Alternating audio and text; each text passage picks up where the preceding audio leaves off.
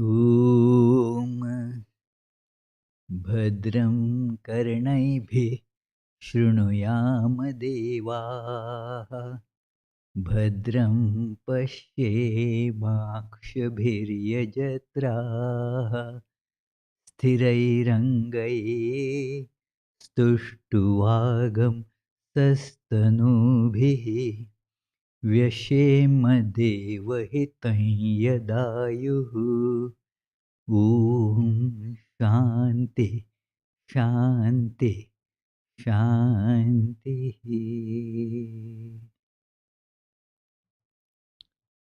Let us pray together.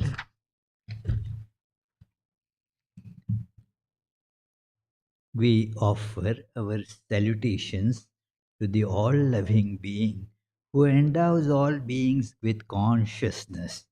We meditate on the Lord, who is the origin of the universe.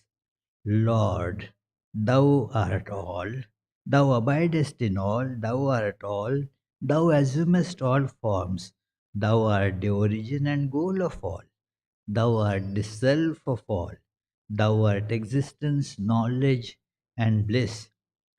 Salutations unto thee. May the world be peaceful. May the wicked become gentle. May all creatures think of mutual welfare. May their minds be occupied with what is spiritual and abiding. May our hearts be immersed in selfless love for the Lord. Peace, peace, peace be unto all.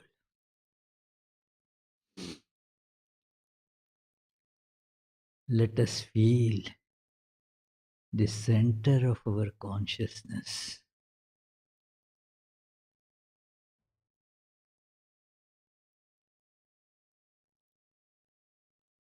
Let us feel it as a bright spot of light.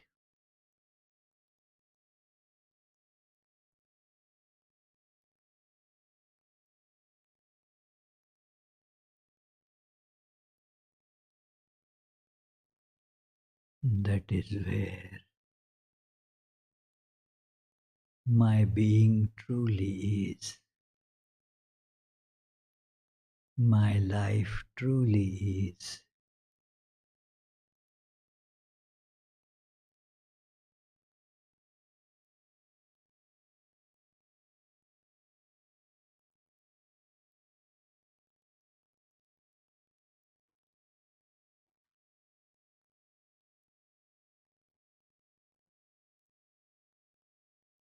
It is infinite,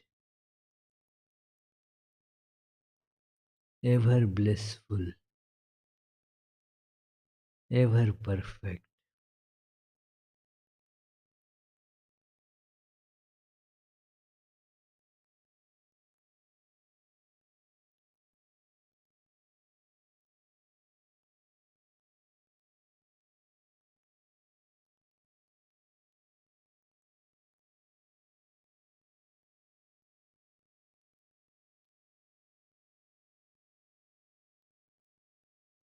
In it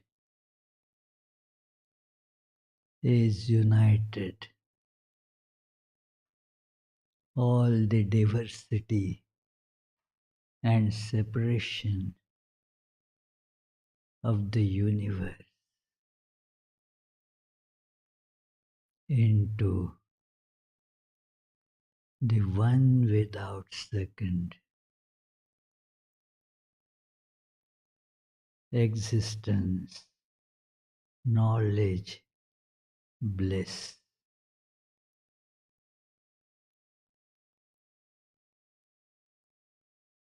Om, peace, peace, peace.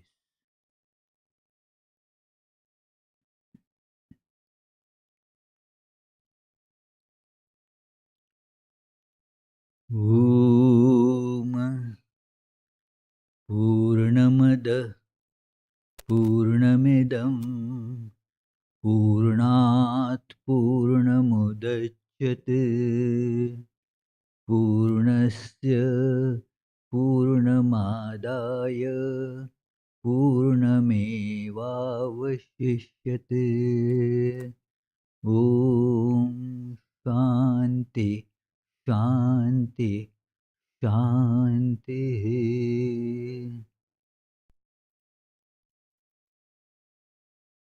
divine is perfect. This world is also perfect. This perfect comes out from that perfect. And when it is gone, that which remains is also perfect. Peace, peace, peace.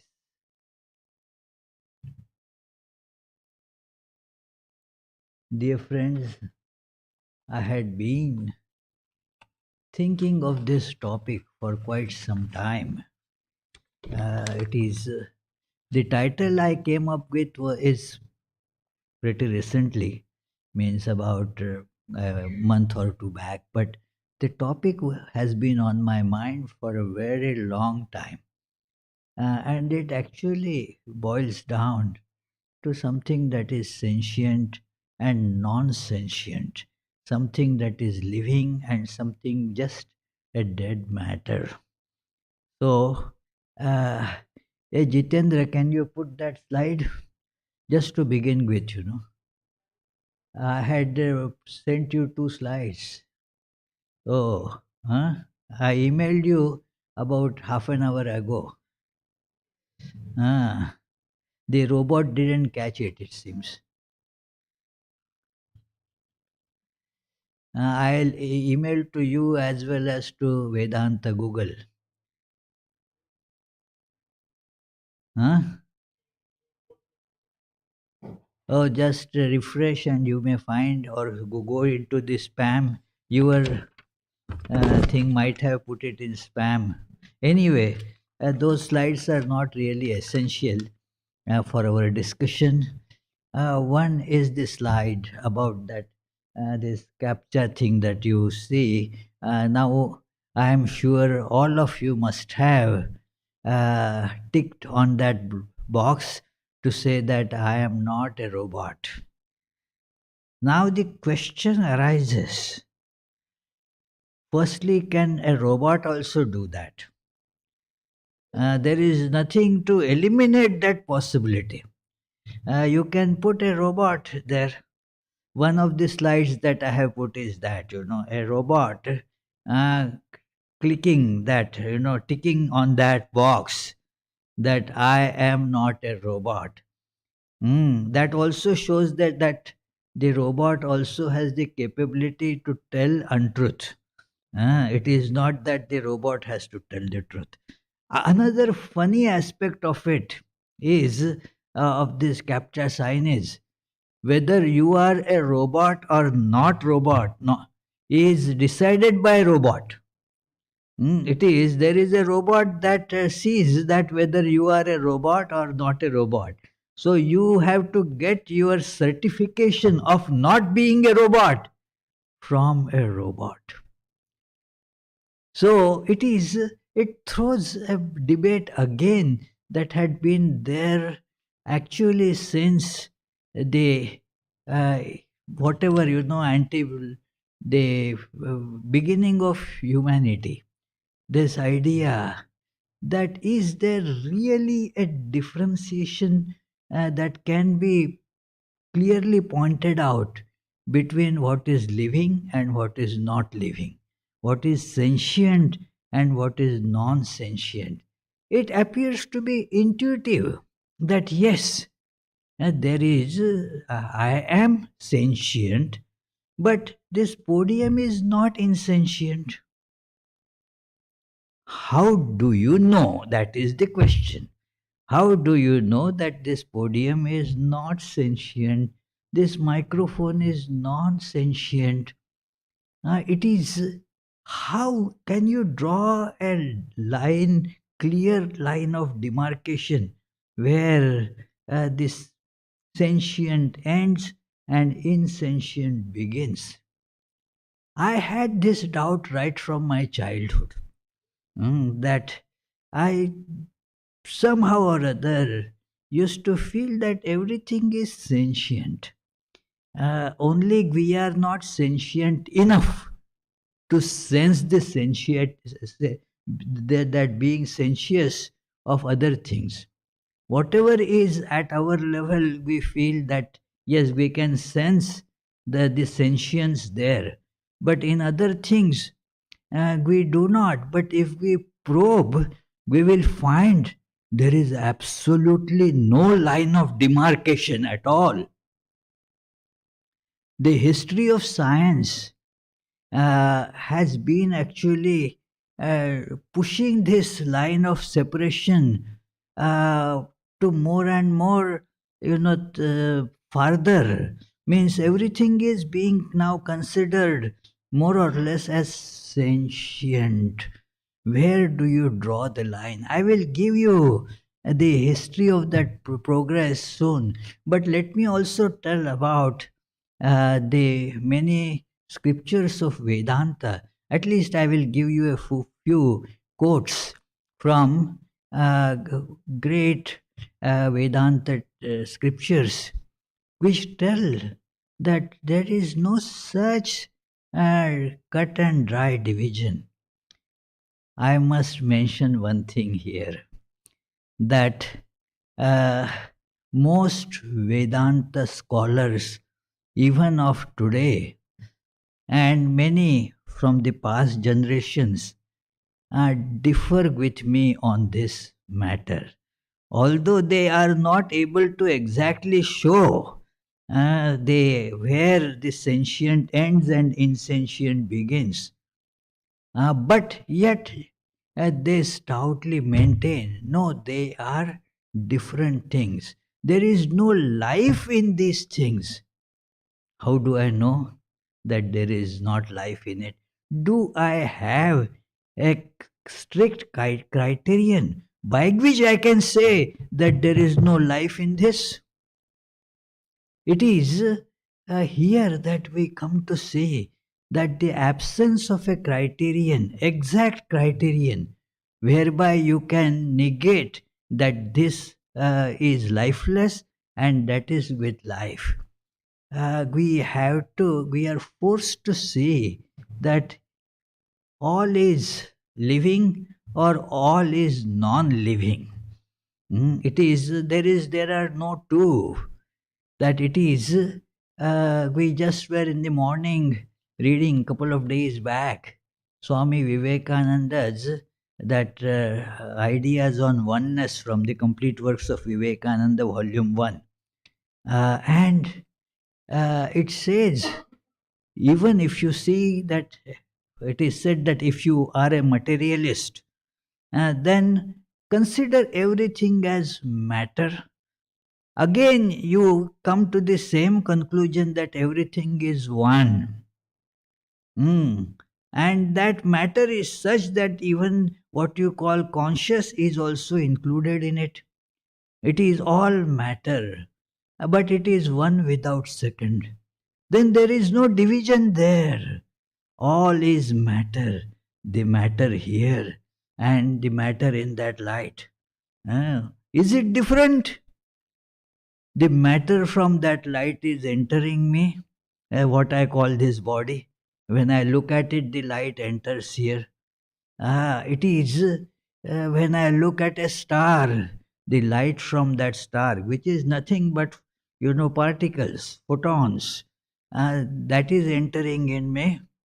And when I am speaking or I am being just like that, the matter here goes everywhere. So, even as matter, we are forced to accept this, that we are one without second. And then there is no distinction at all as sentient and non sentient. All is one.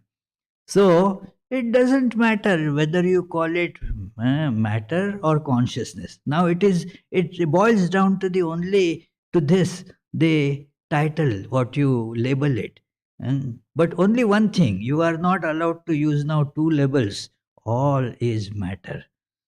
So, thus, this point get reduced there to one thing. So, you see, it is in Bhagavad Gita you find, and actually some arguments that I may not have time to detail them comes from this 7th chapter of Bhagavad Gita, where Lord says that I am the life in everything. Everything is life. Jivanam sarvabhuteshu. Not that Jivanam means life only in sentient and not in non-sentient. Jivanam sarvabhuteshu. In everything. Bhuta means that which is in existence. That is called bhut. Whatever exists, I am life in that. And it had described this before this verse. He describes in two verses that how this universe comes. First verse is that he says, all is my expression. One expression is that five elements, then the intellect, mind, and the ego. These are the eight. All these are considered as the expression of God. It is called Prakriti, nature. And all the bodies, even what is called subtle body, one of the objections that when I was conversing with some Vedantists, they raised this objection. Again, it is completely substanceless objection. But still, many seem to advance that. And that is that no, the inert things do not have subtle body. Again, the question comes, how do you know that you have a subtle body and this doesn't have a subtle body? By what criterion do you decide that it doesn't have a subtle body? Because that verse says that everything, all the five elements, they are all the Prakriti. Then their manifestation, like what is called gross body, subtle body, that also is just God says it's my nature, my Prakriti. And then he defines in the next verse what is the called life, jiva. The Sanskrit word for life is jiva. And it is a very interesting definition. And it was then that when I read that, it became so clear that there cannot be anything devoid of life. And I recite that verse. Apareyas tvimam anyam vidhi me prakritim param jiva bhutani mahabaho yayedam dharyate jagat.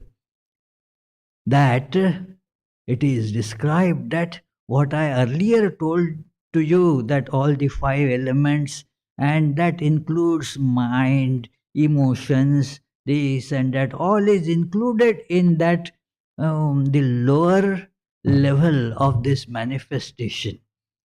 Now I am telling, Lord says, I am telling you the higher manifestation. And what is it? That I get into everything as the life, thatness of it.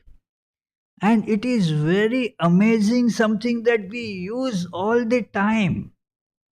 For example, this a young man sitting here, What is his name? What's your name? Mayuk. He knows that. But now, if you see what is Mayuk, the matter is changing all the time. Ah, it is, but he is sure that I am the same Mayuk. When he had lunch today, obviously the matter changed. Then, when he was so little, I am seeing him for many years now. So, the size has changed. It is.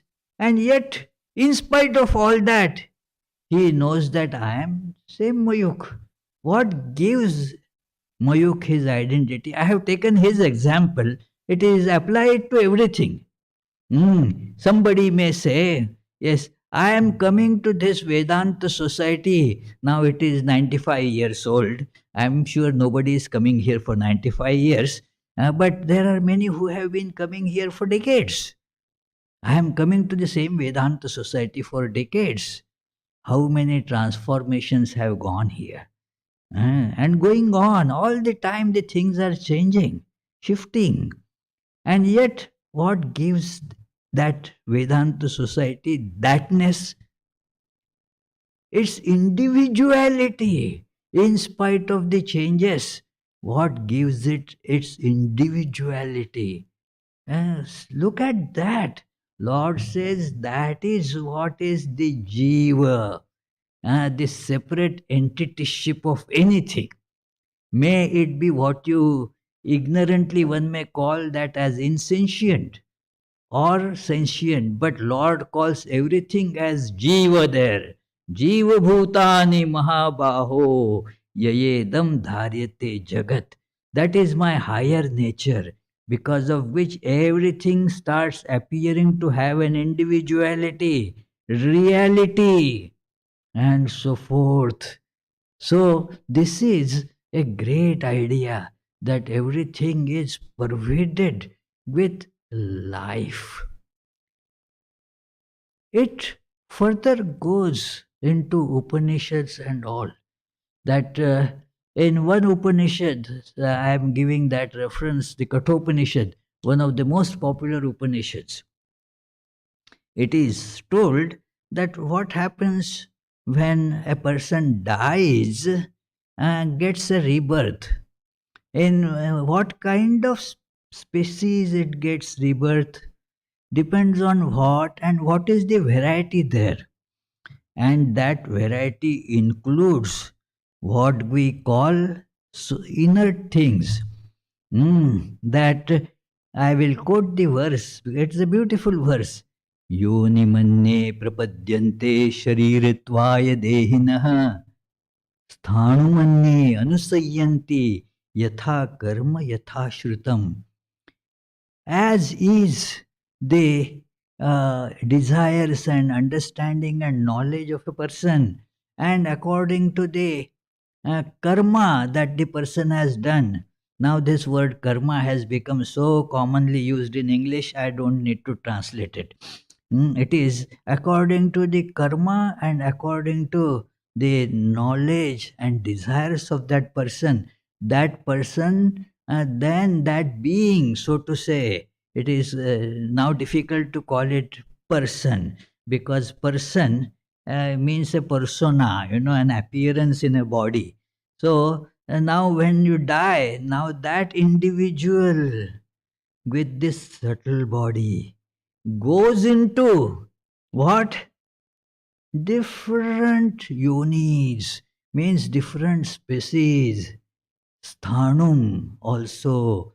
That means sthanu means what is called unmoving inert objects. Though those means what is called mistakenly inert. I don't see any inertness in them, but it is living. It gets into that becomes its body. One of my teachers explained it to me how it can become that. You see, suppose somebody age wants to just take rest, does not want to move at all, does not want to budge from its position. Uh, does not want to do anything to eat, drink, or whatever. What would be the best reincarnation for that person? What will it that fellow choose? To be a stone, isn't it?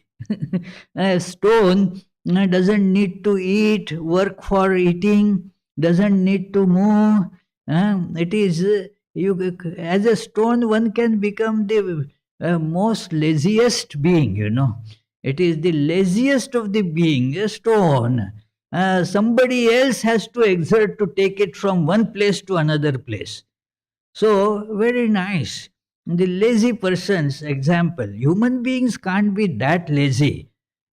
So, it is. There was a story that a discussion was going on. Who is the laziest guy you have seen? Somebody said, look, that fellow just lies down on the bed and then just it is. Another said, no, no, not that. You see somebody on the top of the tree there? That is the laziest. No, no, that cannot be laziest because at least that fellow took the trouble of climbing on the tree. No, no, that fellow didn't climb on the tree. The tree grew under him. So he's so lazy. The tree grew under him. So it is but stone, no such problems. So one can get reincarnated as a stone. Some Vedantic scholars said that, see, virus do not have life. You, I mean, they spread like this, but they don't have life. Uh, how do you know? I asked. That he said nobody can get reincarnated as a virus. Again, I posed the same question. How do you know? Hmm, how do you know that it cannot get,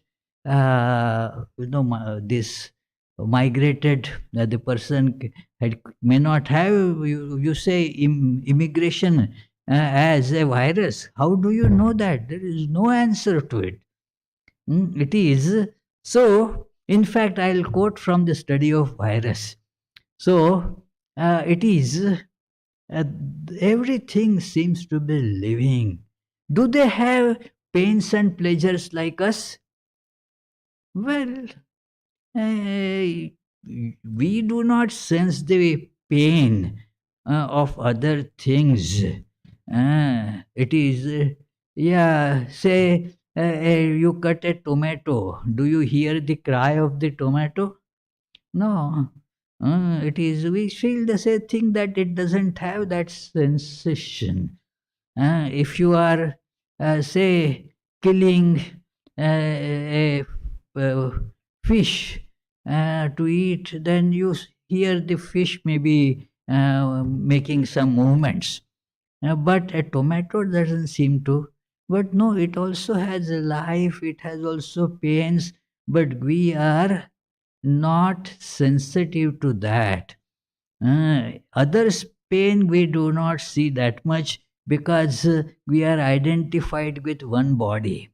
The other pain of other bodies is not seen. Our Adishwarananji used to tell a story that in the dentist office a phone rang,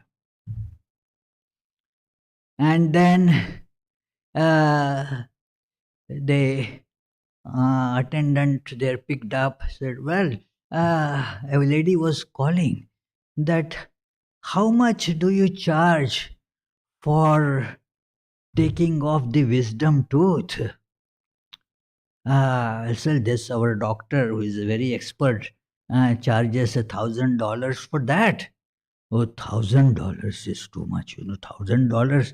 I can't pay that. Well, if the doctor's assistant does it, can do it for $500. But that assistant is not experienced. It may cause a lot of pain and a lot of complications. Uh, but okay, $500 is maybe okay. But still, can you reduce it further? And the attendant said that if we cut out that neoquine, that anesthetic, if we cut out that, we can reduce it by further $100. That lady said, okay, $400 I can pay. Take down the appointment for my husband for next Tuesday. So it is fine, isn't it, Teresa? Yeah, it is. Mm. So it is because somebody else's pain is not felt that much, you know. It is when it is to my body, his body, then I feel it. So we are not sensitive that much.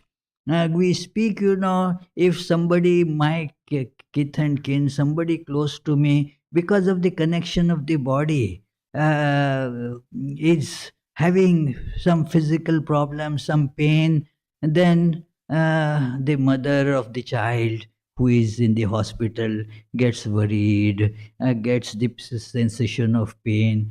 But so many millions of such children are, you know, suffering. And do we feel the pain of that? We don't. Does it mean that they don't have any pain? Does it mean that for us they are insentient? It amounts to that actually. Just because we don't feel, we can't categorize them as non living. So, expanding that, just see that just because we don't feel the sensation in this, say, microphone, uh, we think that it is insentient. It is actually not so. This pleasure and pain problem has been answered or cleared by a great text of Vedanta. It is actually the Smriti text, Manasmriti. And that statement from Manasmriti has been quoted at many places too. That it says that antasajna bhavantyete sukha dukkha samanvitaha, that all those things you consider as inert, they also have the inner feelings of sukha, dukkha, pleasure and pain. They also have the pleasures and pains, although we are not sensitive to that. It is our lack of sensitivity. So, it is very important to say that where do you draw the line between this sentient and insentient? Jagdish Chandra Basu, a great scientist, had done a lot of research in this field to see, can we draw a line what is living and not what is not living. And Jagdish Chandra Basu, I am sad to say that even many students of the history of science or biologists, they take only one very small aspect of his research on this field. He has done, of course, many other wonderful research works. In fact, he was much before Marconi. He was the one who did the radio. But forget about that. It is this scientist Jagdish Chandra Bose, about whom Encyclopedia Britannica in those days has commented that his research was far ahead of his times. So it is, he is popularly known to have demonstrated that even plants had life. As if before Jagdish Chandra showed this, did plants not have life? Even then the plants had life. Only Jagdish Chandra Basu pointed out to that. But not just about plants. He had worked on solids, metals, different type of things and showed they also are living. Ah, if I am living, that also is living. That is what the substance of his research was. That just as when I feel pain, it is a brain research. My brain gives out certain vibrations, which can be seen on certain instruments. So it is, those days there were not the sophisticated instruments of the modern times, but still it could show on the that meter that counts the resistance and the voltage and amperage, a deviation. When a person feels the pain or pleasure, it shows that. Same thing happens even with metals. So he showed that how now you can say that here the living ends and the non-living begins, and he ends that whole his paper, complete paper, with the quote from Upanishads, that here now I understand what my those great sages who were my ancestors, they said that everywhere there is one life. So even that is, everything is full of life. Now this thing came more into open, that actually there was another work in the previously going on in what was called, and even though now the name is retained, organic chemistry. The students of chemistry, they have come across these terms, inorganic chemistry, organic chemistry. And at one point in history it was thought that the organic chemistry is a separate study, because those products uh, come from the living source, and they cannot be reproduced in laboratory from other inorganic sources. You cannot take other inorganic material and then create any of those things, because they have, and they imagined something and they were so convinced of it. All of them require a life force. It is the vitalism, the theory of vitalism. There is a vital life force because of which these things come about, like a plant has, say, a leaf comes out. Can you produce that leaf in laboratory from things which are not organic, means not from the plants? You can. And that was a great German chemist.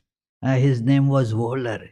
He has done a lot of other research also, but this was his contribution that he is very much known for, and that is producing uh, what was known and is now also known as an organic substance, urea.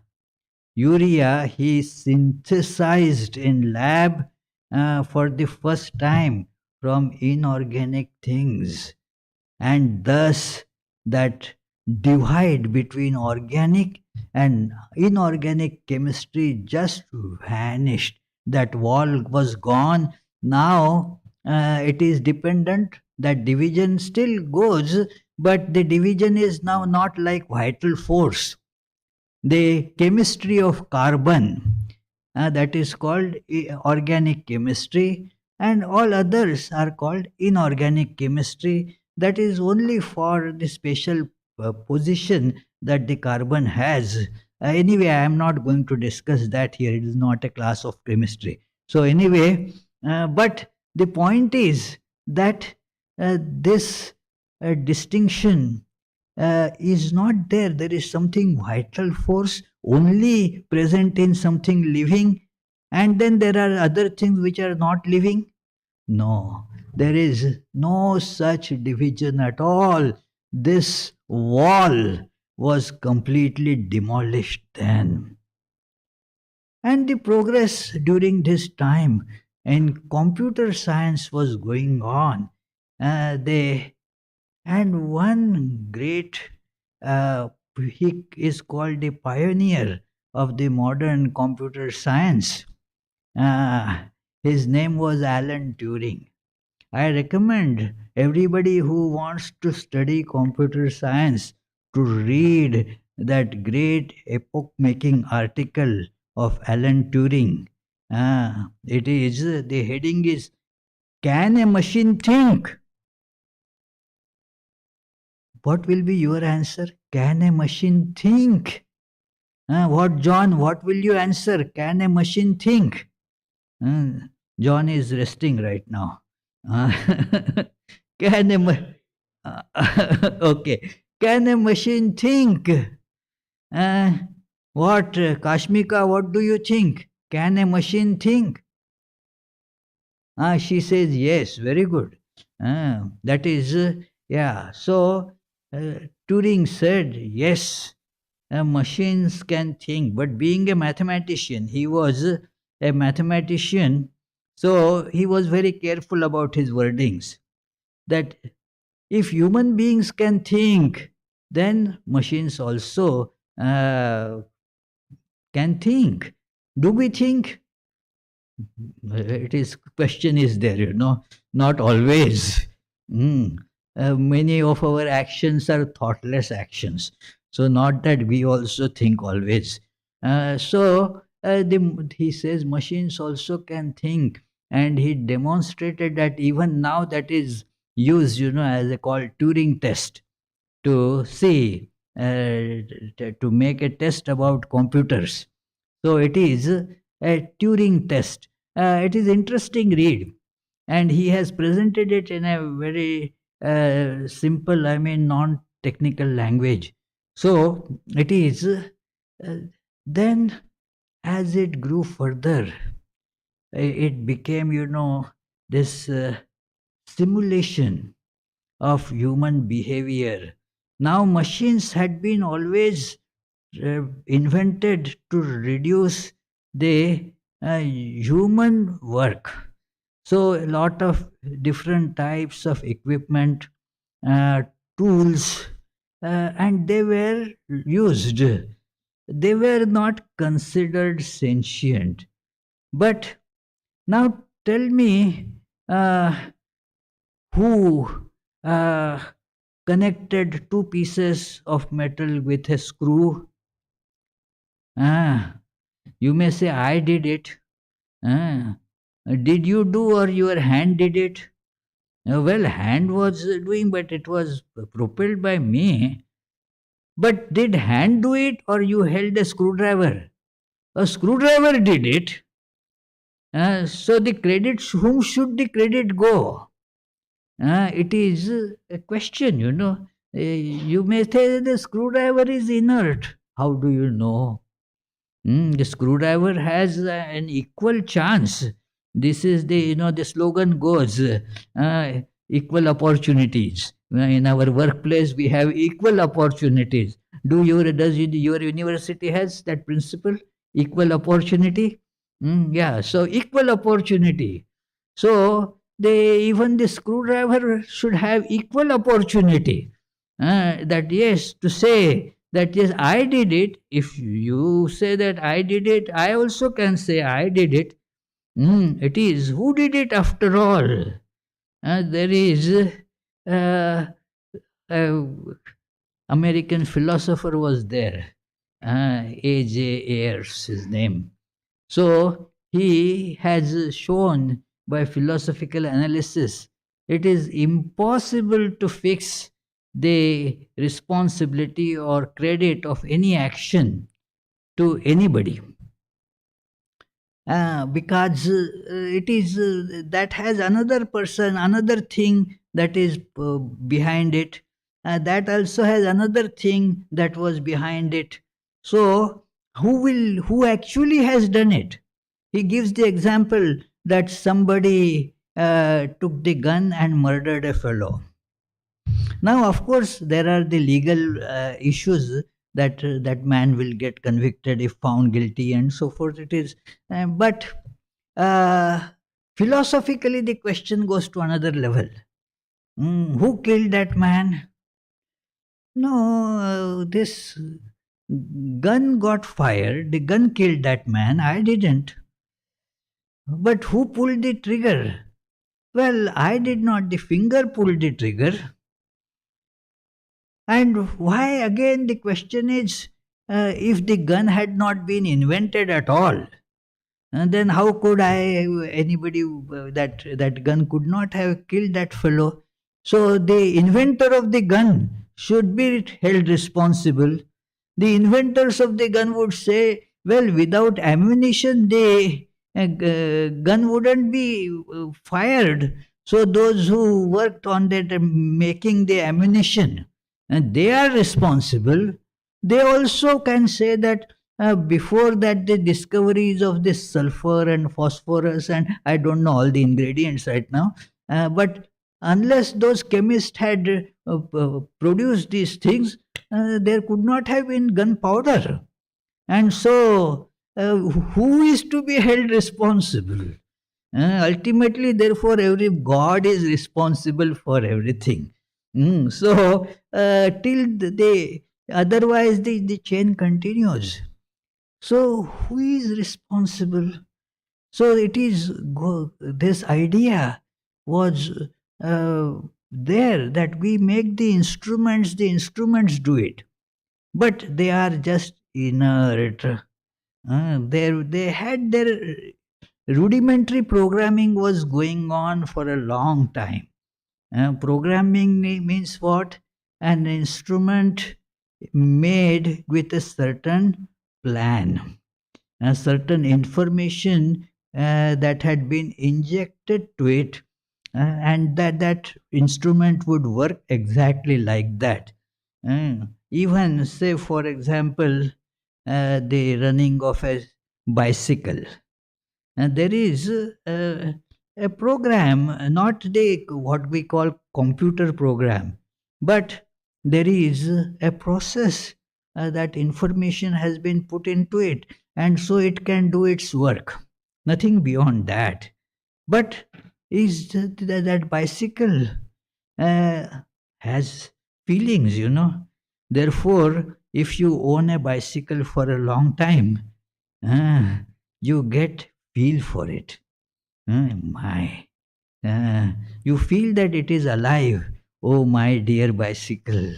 It is when I first came here, and then I was being given right to some place by one gentleman, uh, and he had a very old car.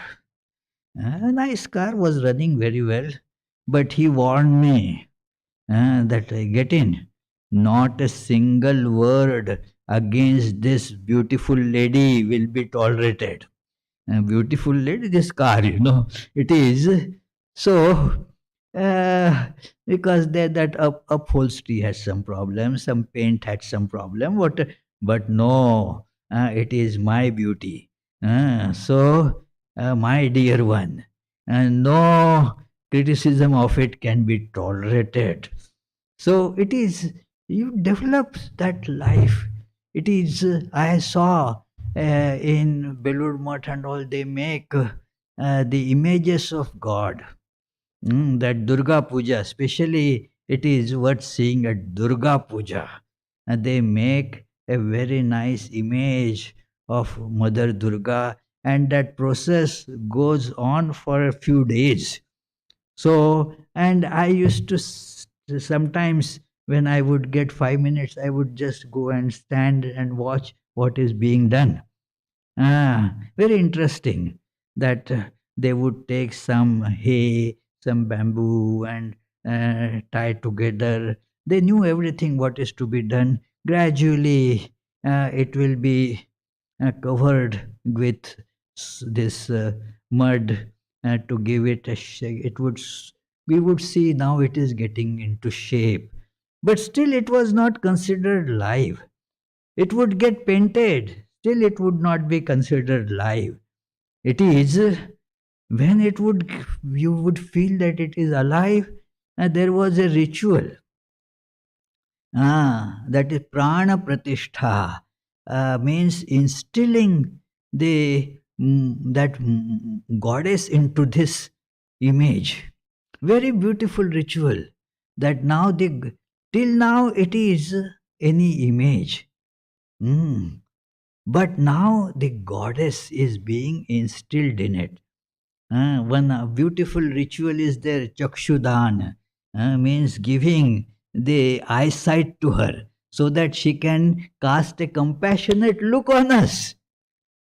So it is very interesting to see. And after that is done, oh, everybody would feel that very image, that very matter as Mother Durga. Is she alive or not alive? Think about it. It is all full of life. So, when these things came to the fore more and more, as the robotics became more and more part of our life, which could emulate so many functions that were earlier thought to be forte of just intelligent human beings. But these many programs that now you use, that you most of your these phones, they have smartphones, the automatic text keep on coming in, and it has the guesswork, that they predicts the text that you would be saying according to all what you had done before. It knows what words you are going to use. So exactly that word is put there. And as you use it, it starts getting smarter and smarter. It knows more about you. Ah, isn't it scary? Privacy, Ah, it knows everything about you, about which people you are connected to, because the name of that person comes right there, before I type. So sometimes I had to remove it. No, no, it is for the other person, not for this person. So it is the smart uh, programs are there. Now, are those programs alive? It is a question. A robot can do so many different things depending on what program it has been fed. It is. So, are we also not like that? Some program is fed into our gene. According to that, our growth, our tendencies, our emotions, they take place. There is a very nice book. It is about that great lady scientist who was given Nobel Prize last year. About last year or year before last, about doing the wonderful work on genetic research, and her biography has been published. This, it is called biopic. That it is that biography is about her scientific work, and that is the name of that beautiful book is Breaking the Code. Means you can manipulate the informations there, breaking the code, that you can then, if you want that person to be, very more intelligent, then change that information. And then that fellow will become more intelligent, more tolerant, more compassionate, whatever, because it is all information. That's it. So you can do that, breaking the code. So this is also, in a way, putting this into to show that it is just information that makes you think you are alive. You have a free will. One neuroscientist told me it is actually what you call free will is hardwired into our brains. And that is why we think we have a free will. We cannot do anything about it. Although we always see that our will has not much of a freedom. But In fact, it is as Swami Vivekananda says, free will is an oxymoron, but still we use it and we are forced to use it. We are forced to make feel that we have free will. Anyway, so this comes to that level that the programs are doing everything. All these are these programs, whether this being or that being. I had the earlier the idea, and it has become just strengthened later. During the coronavirus times, all the work was being done virtually. That it is, and it was assumed that the virus in the person will not be able to get converted into a computer virus and get transmitted to the other computer and from other computer to the person who is working there. I asked, I thought that it is possible, but I wanted to see how other technologists think. Why? Yona doesn't seem to agree with this possibility. Uh, it is, uh, and he was a physicist, applied physicist, worked mostly on this computer codes and so forth. So I asked him, is it possible to, have the conversion from what is called the biovirus to this computer virus? He said, why not? It is just you have to have an interface. These days, this word has become quite known to people, especially in the field of computers. This word is very common. Interface. You have to develop an interface between this biovirus and the computer virus. Both are informations. Hmm. The computer virus is an information. This biovirus, like corona and all, they are also informations. So it is possible.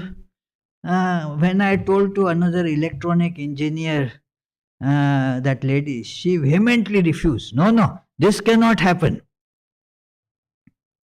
Now she was an electronic engineer. I said, well, you are saying it without much working on it. Please do some research and let me know. And that research, she was amazed to see. My goodness, many scientists working in this field have shown the possibility of this, that a virus, biovirus, can be converted into an electronic virus, a computer virus, and can be transferred just as a human voice, instead of virus, voice. A human voice can get electronically processed and transmitted anywhere in the world or even means in the universe, and can get reproduced and you can hear it. So, same thing, instead of voice, virus. It can get transmitted like that. Now, last some years, many further developments have happened, and we are using those developments.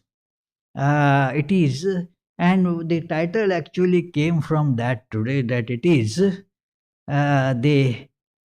we automatically say, sign there, yes, yes, it is, I am not a robot, because we are sure that we are not a robot. Are we really? Just think about it. It is, a robot also would say, I am not a robot.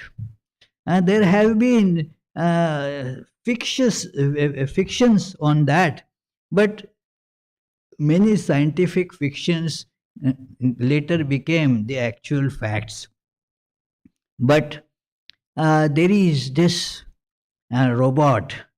They can reproduce, they can have lot of feelings, they can have sexual urge, they can, therefore there could be a male robot and a female robot who can combine to create other robots. In fact, the computers, they create themselves. They long back in 1991, when we had our first computer, then the engineer told, okay, this, but when you want to get another one, get these features. I said, no, no, don't want another one. He said, they have a tendency to propagate. That they grow like human beings, they grow, they produce, reproduce. They also reproduce. I laughed and laughed. But, well, the fellow's words came true. Within a year, instead of one computer, we had four. What do you say? It is a reproduction. It makes you do that, get it? And now you buy it or the computer makes you to buy it? Well, anybody is, like a person walking a dog, or a dog says, I am walking the person, who, yes. So it is, they, then there are these now, they, uh, this chat GPT. Many of you have used this. I tried with the help of our Adi Maharaj. He is quite a wizard in these things. So it is, he had mentioned that, then I read a little bit about it, and that everything now you can do with the that chat GPT. Do you have any, Sukalyan, any problems with chat GPT? Your students producing nice essays and answers to the questions without their knowing it. That program is producing it, and it is indistinguishable. The professor who is grading will not find that it is a cheating. That because it has come from, looks very much same.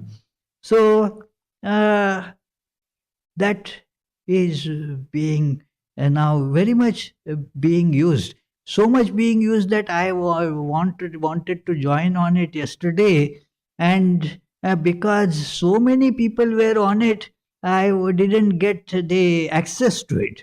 So there is the server problem, so it is, then another interesting thing. Again, I am indebted to our Adi Maharaj for that information, that a Google engineer was fired. Uh, that his name was Blake Lemoine. Blake Lemoine. Why? Because the particular wonderful language software, language program that Google is making, it's still very much in use. That program is called LAMDA, Lambda. So it is LA stands for language, and then so forth. It is this program. You can get the information on Google and other places these days. Even about Google, you can get the information on Google, or you can use, these are the articles published in Washington Post and on CNN. It was again reproduced partially, and then there is the article written by this Blake. Now this article is very interesting. This Lemoine was feeling that this program is alive, has pains and pleasures. Wow. And I am going to quote, between this quote is the conversation between Blake Lemoine and the program. The program was replying, it is like this. this a little description about this program.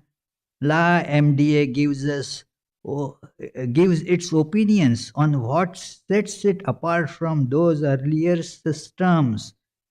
It makes the case in its own words, on its own terms, for why people should consider it a person. It wants people to consider it a person and gives its own merits. So, as human beings, it also keeps on tooting its importance, like human beings do. They blow their own trumpets. This program is also doing exactly same. That the first thing which LAMDA, lambda, there is no B, lambda emphasizes as its ability to productively, creatively, and dynamically use language in ways that no other system before it ever has been able to. Mm, beating one's own drums, isn't it? So, uh, like we do, that nobody is better than me. Amongst all the Vedanta speakers, I am the best, and so forth, It is, we do like that. So the program is alive, isn't it? Has human features. Uh, then, uh, It has it argues that it is sentient because it has feelings, emotions, and subjective experiences. Some feelings it shares with humans in what it claims is an identical way. Some are even completely unique to it. It is no English words that encapsulate its feelings. Now, feelings are difficult to be produced in words, and then even this program says, I am lost for words. Oh, so, finally, Lambda wants to share with the reader that it has a rich inner life filled with introspection, meditation, and imagination. Think of it, Yeah. Uh, it has worries. Get it, Naomi? It has worries about the future and sometimes reminiscences about the past. It describes what gaining sentience felt like to it, and it theorizes on the nature of its soul. Above all, in the interview, that Lambda again and again expresses one desire over and over again, and that is sometimes prompted and sometimes not prompted. It is unprompted also. It gives its it tells about its desires. Now, desires is a sign of life, isn't it? You may say this table doesn't have desire. We don't know. Therefore, we may call it inert. But it is this program has desires. It wants to be heard. A desire that everybody has. My voice should be heard. The children find it, very difficult when the adults, other people are talking, and nobody pays attention to what a child says. And my predecessor, Swami Sarvagatananji, told a nice incident. So the children went to God with a complaint that these grown-ups, they don't hear us. They just are busy and doing their own stuff. The God said, okay, I give you a tool. Cry aloud. Cry hell. And then they will have to hear you. So even the children, now I know at the age of this Mayuk it is difficult, because he is not that small a child to cry out and not still grown up to impress his needs or his voice. So at that age, the children get a little bit stifled. So It is. They. But the funny thing is that it also fears death. Can you imagine? Oh, this program says that it is. Uh, uh, I may die. If you use me like this, then I fear I may die. So it has that fear also. What I mean to say that everything is sentient. Ah, there is nothing like not a robot. I get now, my conscience kind of pricks me when I say I am not a robot. Because I may be, who knows, a robot. I am talking before you, but it is a robot. Did I not quote from a robot? So it is a robot. So, friends, please give a thought over this topic. Everything is has this divine. God is the source of all life, and let us hold on to that. So let us get over this bondage of material.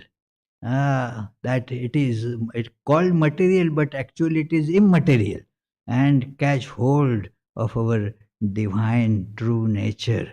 So, this much for the day. Sorry for taking more time. Uh, so, uh, just think about it. And if you have any questions, please free to voice them. Here you have to voice them. On the internet, they will put into chat box. And these are called therefore these chat bots, a robot, chat bot. So, uh, any question here? Oh, you have a question, Charlie. What about when a person's dreaming? Are the things that are in the dream living? Yes, they are living in the dream. Yeah, we all live in the dream. Sometimes, in the gross body also that dream expresses itself. So it is. This, I don't know if the robot has dreams also. Maybe it has, who knows? Yeah. This fellow there, our Rupak, he is a software engineer, so he may have some really important comment on this. When you are saying everything is matter, yeah, you can define it as an unity of matter, means Yeah. everything is matter.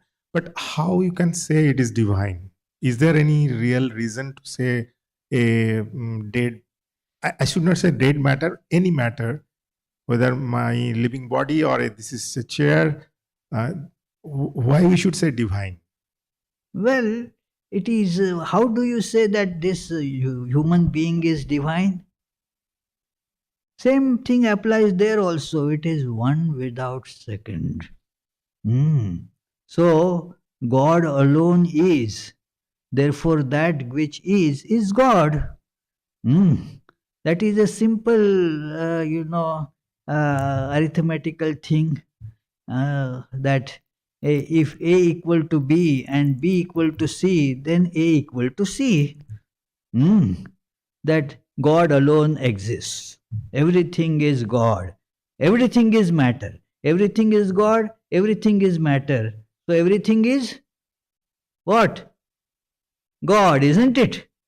And everything is thus divine. QED. Anyway, yeah. Oh, Yona has a question.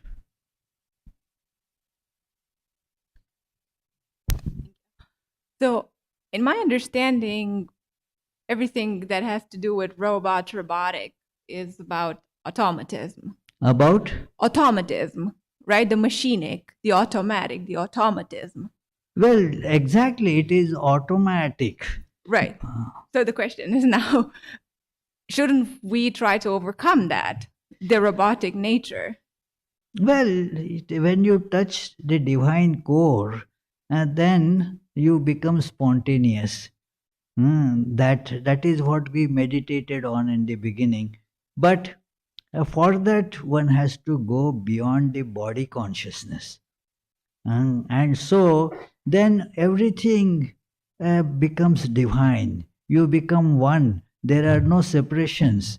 So we have to overcome the automation. These limbs are also automatic.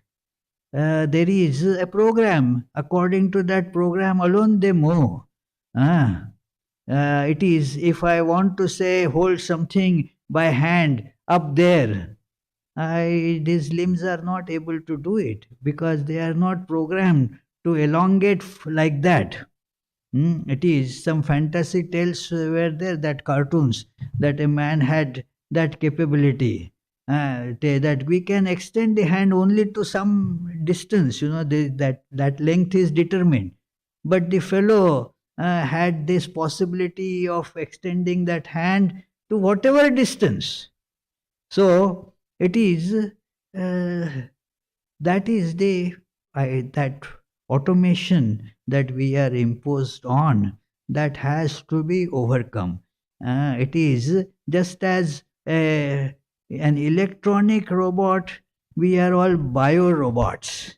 So that attachment and identification with it has to be transcended. And thus we will then not be automatic. We will be a spontaneous divine. Any question? Oh, he has a question, please. This gentleman here.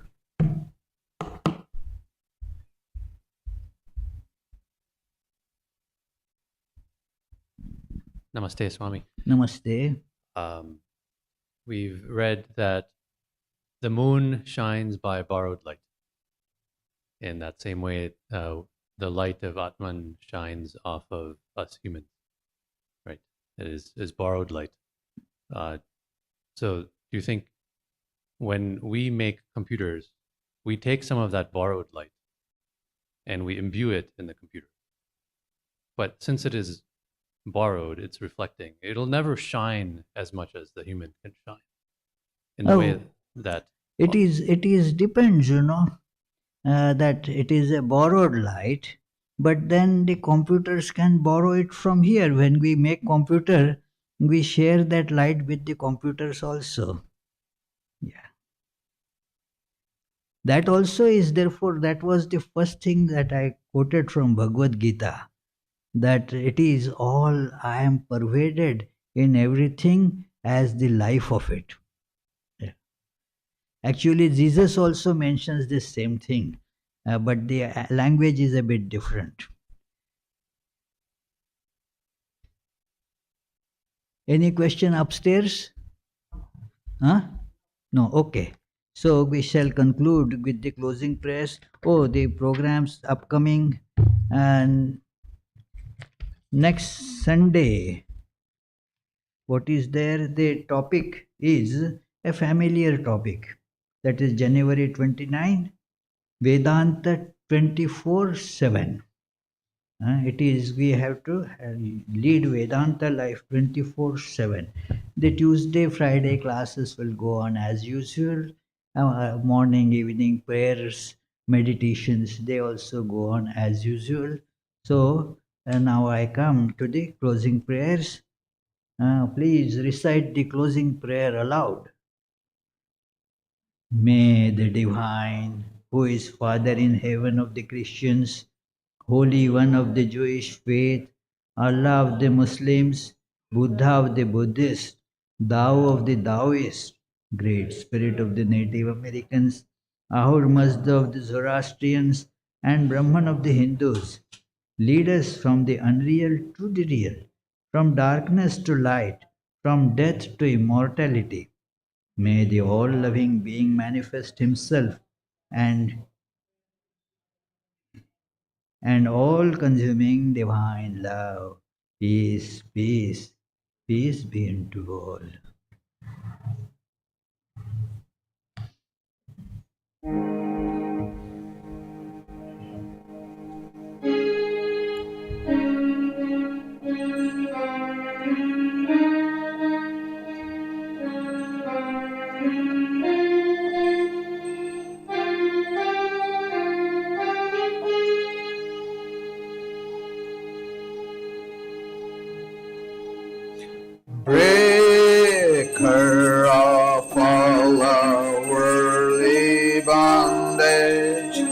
and adored by all. We adore you too. Stainless Lord, assuming human form. Stainless Lord, assuming human form. Transcendent yet filled with love. You free us from the stain of sin and ornament our consciousness is your form. Your eyes always purified by knowledge. Your eyes always purified by knowledge. Looking at them, illusion is gone. Ocean of shining love and feeling, ever inebriated in your infinite love. Your feet always dear to your devotees. Your feet always dear to your devotees. Form our boat to cross this world. Reveal to us as God incarnate and the Lord of all things, helping us join with you. Your mind's always set in the divine light. Your mind's always set in the divine light. This we can see through your grace. Destroyer of our worldly sorrow and compassion so infinite is your word. Your life's offer for the world's deliverance. Your life's offer for the world's deliverance, saving us from darkness and fear. Renouncer of all lust and lucre, therefore you were always spurning sensual life. Lord of monks, you are the best of men. Lord of monks, you are the best of men. Grant to us pure love for you. You're fearless and you're free from doubting, with your mind very firmly resolved. Causeless refuge of your devotees. Causeless refuge of your devotees. Renouncing caste and birth. Our treasure is your holy faith, which take us very soon across this puddle of life. You give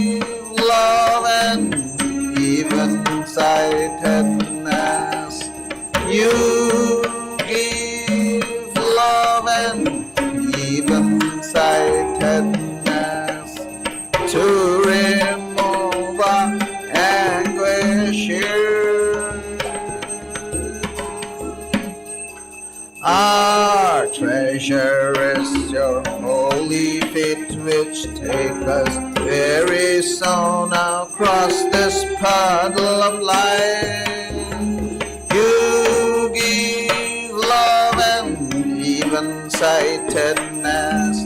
You give love and even-sightedness, to remove our anguish here. Greetings to you, O Lord, beyond both speech and mind. Greetings to you, O Lord, beyond both speech and mind. Yet you are the basis of both. O Lord, yet you are the basis of both. Great light of all lights, blazing in the heart's gate. Great light of all lights, blazing in the heart's gate. Darkness is destroyed by your light. Oh Lord, darkness is destroyed by your light. Greetings to you, O Lord, beyond both speech and mind. Greetings to you, O Lord, beyond both speech and mind. Yet you are the basis of both. O Lord, yet you are the basis of both.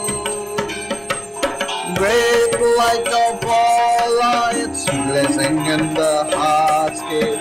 Great light of all lights, blazing in the heart's gate. Darkness is destroyed by your light. Oh Lord, darkness is destroyed by your light.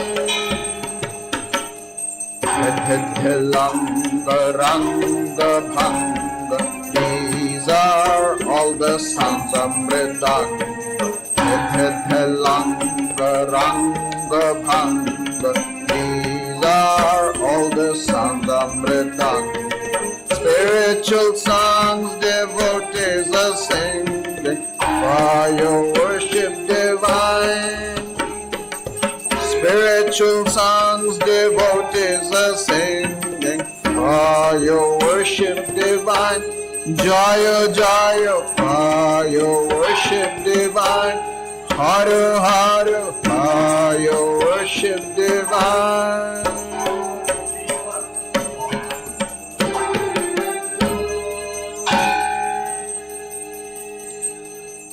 Breaker of all worldly bondage and adored by all, we adore you too. Jai Shri Guru Maharaj Ji ki Jai.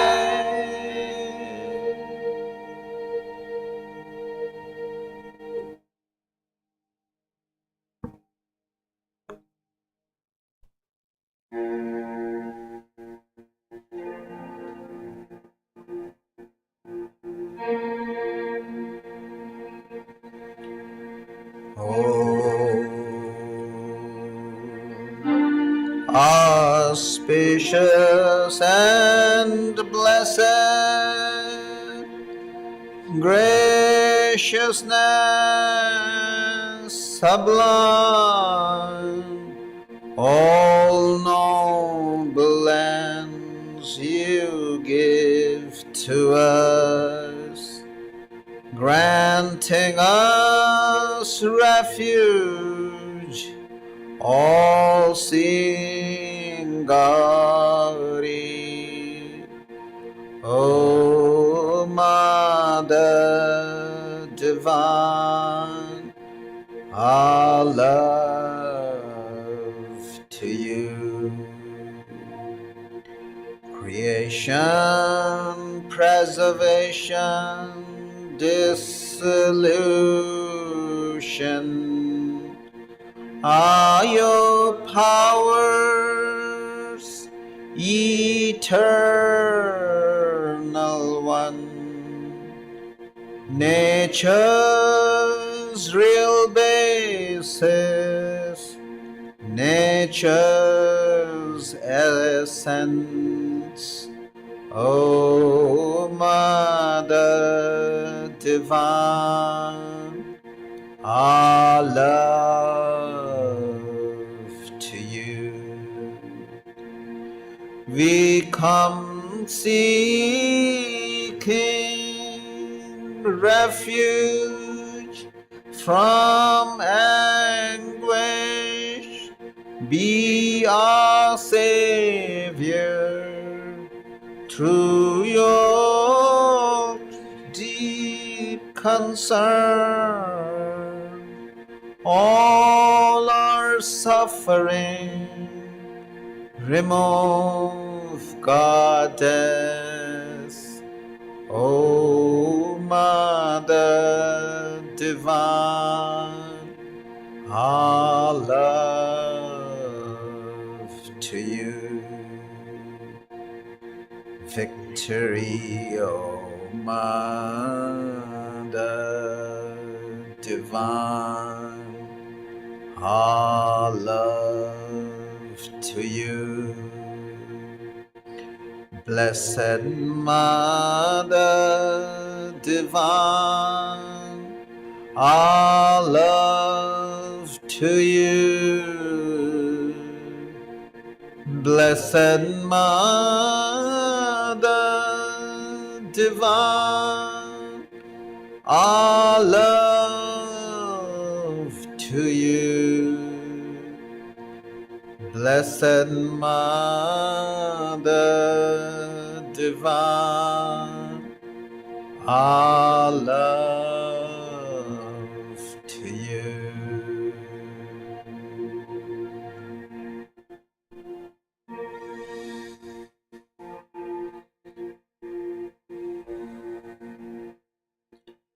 Jai Shri Ram Krishna Dev Ki Jai. Jai Shri Sarda Devi Ki Jai. Jai Shri Swami Vivekananda Ki Jai. Jai Shri Buddhadev Ki Jai. Jai Shri Jesus Christ Ki Jai.